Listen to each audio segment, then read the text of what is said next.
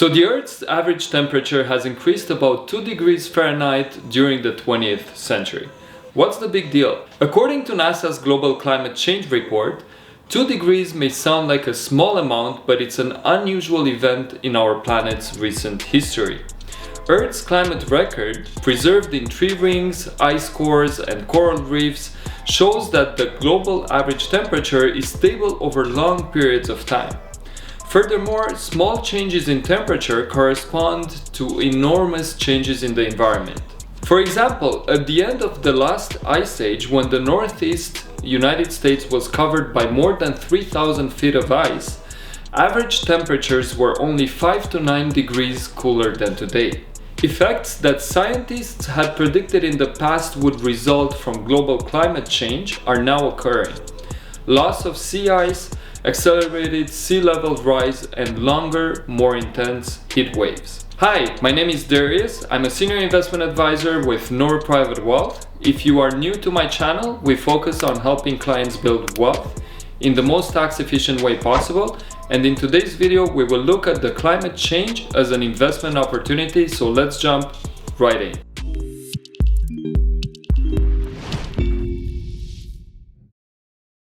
Many countries are taking notice around the world, led by the European Union, where they established a net zero carbon objective some time ago, along with scenarios for how long to get there. Last summer, the EU put climate-friendly projects at the heart of its pandemic recovery strategy.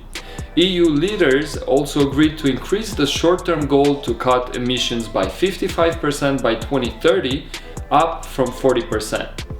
The UK has announced a new 68% emission reduction target for 2030. Chinese President Xi Jinping drew global praise when he announced in September that his country's emissions, the highest in the world, would peak earlier than expected before 2030, and that China would strive to be carbon neutral by 2060.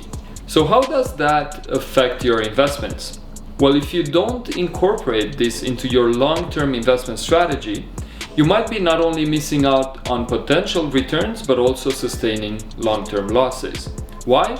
Let's look at Article 173 as an example. Article 173 is often identified as an example of France's leadership in sustainable finance, the voluntary reporting framework developed by the Task Force on Climate-related Financial Disclosures.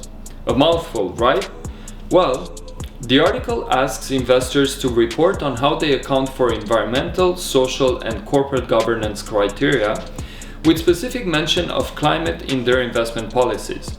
It also asks them to set out how they contribute to the low-carbon energy transition and other environmental objectives. So a portfolio manager that oversees a few $100 billion pension fund in France will have a hard time justifying buying Suncor, for example. Low price to earnings ratios will not cut it as an explanation when Suncor's oil sands are so detrimental to the environment. A stock goes up when investors buy the shares. You can have the most undervalued stock in your portfolio. If investors don't buy the shares, it will always be underperforming. Companies that will help us move towards a carbon neutral future will see a truckload of money coming their way from governments as well as investors. This is what we are seeing today with solar, renewable energy, Tesla, and so on. And it's not for nothing. Solar power costs have plummeted dramatically, and for the first time ever, falling below the cost of fossil fuels. The rapid drop in the price of solar energy has seen an exponential learning by doing curve, far exceeding projections that experts made. In fact, current costs of energy were expected to be reached only in 2035, according to some experts. This is particularly important because renewable energy now makes sense not only from an environmental perspective, but also an economical one. And the investment opportunity does not go unnoticed, even by US utility companies with no green agenda. Renewable energy is growing at an exponential rate. According to the International Energy Agency, renewables reached 30% of global electricity generation capacity in 2020.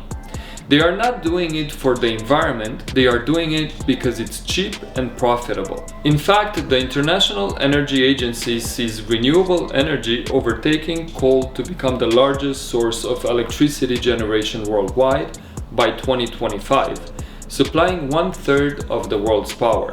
As more and more money flows into this space, economies of scale are reached, costs drop, and profits increase. This is a once-in-a-generation opportunity that could help your portfolio grow and, who knows, maybe in the process save the planet. That's it for today's video. I hope you found it valuable, and if you haven't done that already, make sure to hit the like button. And if you want to see more, don't forget to subscribe. If you have any questions or comments, please let me know below. I read and reply to every single one. Thank you very much for watching, and I will see you next time.